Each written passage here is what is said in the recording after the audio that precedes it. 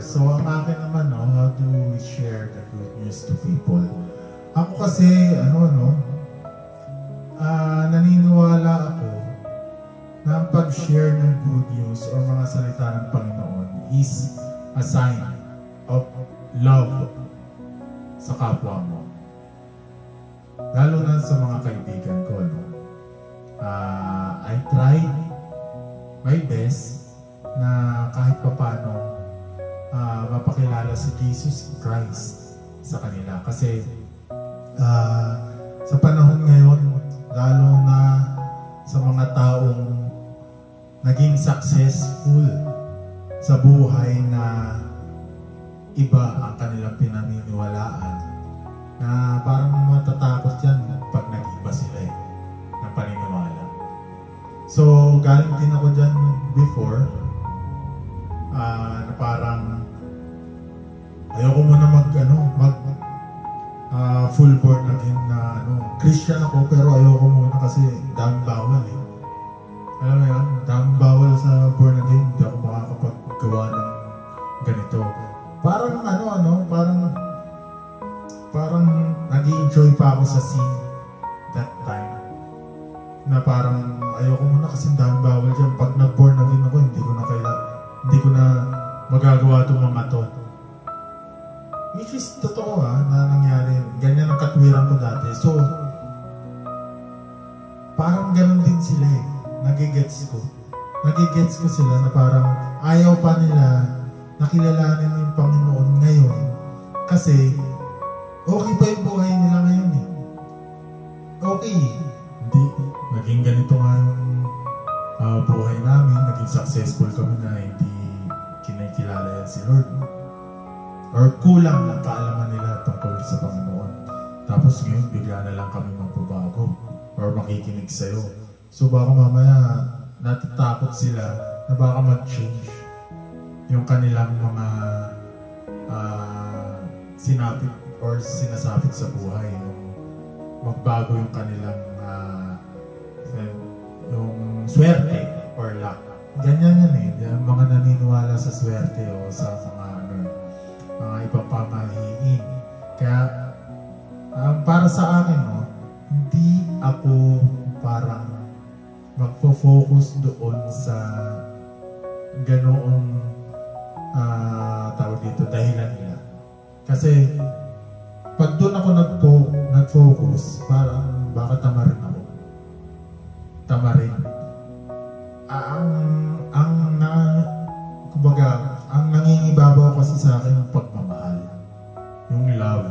Kung totoong love mo yung taong mga gusto mong share, hindi mo sila susukuan. Kasi alam mo yung the other side eh. Tulad nga yung sinabi ko eh, impyerno. Diba? Separation from God. Mga walang katapusan, walang katahimikan na pagdurusa. Ayoko sila mapunta ron eh. So kung mahal ko sila talaga bilang mga kaibigan o mga kamag-anak, at alam ko na may ganito at may ganon, may hell, ayoko silang mapunta doon. Yun ang love para sa akin. Hindi ko sila susukuan hanggang parang matouch sila ng Holy Spirit. Yeah? Si God na, si Lord Jesus Christ ang bahala sa kanila na parang i-touch sila sa tamang panahon. Ayun yung sa akin. Yan yung paano ko ma-share yung good news sa mga kaibigan ko at sa ibang tao. At itong nasimulan natin podcast, ito na yun. Ito ang sagot sa katanungan na ito. Paano natin ma-share yung mga salita ng Panginoon sa ating mga kanya-kanyang mga kaibigan. Sana marami tayong ma-reach out para katulad nga ng sabi mo kanina, ano ba yan? Yung Great Commission. Ano ba ulit ang ibig sabihin yun, Brother Francis? Make disciples, yung huling sabi ni Lord. Make disciples, yung Great Commission. So, pagiging Christian, may tawag dito? Ano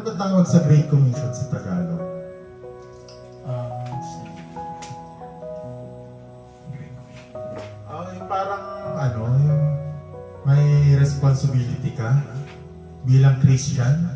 Ito, ang sabi ni Lord dito sa Matthew chapter 28 verse 19. I have been given all authority in heaven and on earth. Go then to all peoples everywhere and make them my disciples. Baptize them in the name of the Father, the Son, and the Holy Spirit, and teach them to obey everything I have commanded you, and I will be with you always to the end of the age. Yan yung the Great Commission. Ayan, yan yung hindi alam pa ng iba kung bakit tayo nag-share. Anong purpose natin mag-share? Yan, hindi nila alam yan kasi hindi natuturo sa ibang mga ina-attenda nila. So, that's why napaka-grateful ako ngayon na natuloy ang ating first episode ng ating podcast. So, dito nagtatapos ang ating question and answer. And tayo'y magpapaalam na at naway kayo ay may napulot sa aming kahit pa paano ay aral or tawag dito sa mga experiences namin. Nakita nyo kung ano yung mga naging dahilan kung bakit kami naging followers ni Christ. So tapusin natin itong podcast nito sa pamamagitan ng prayer. Brother Francis, ikaw na magtapos ng prayers.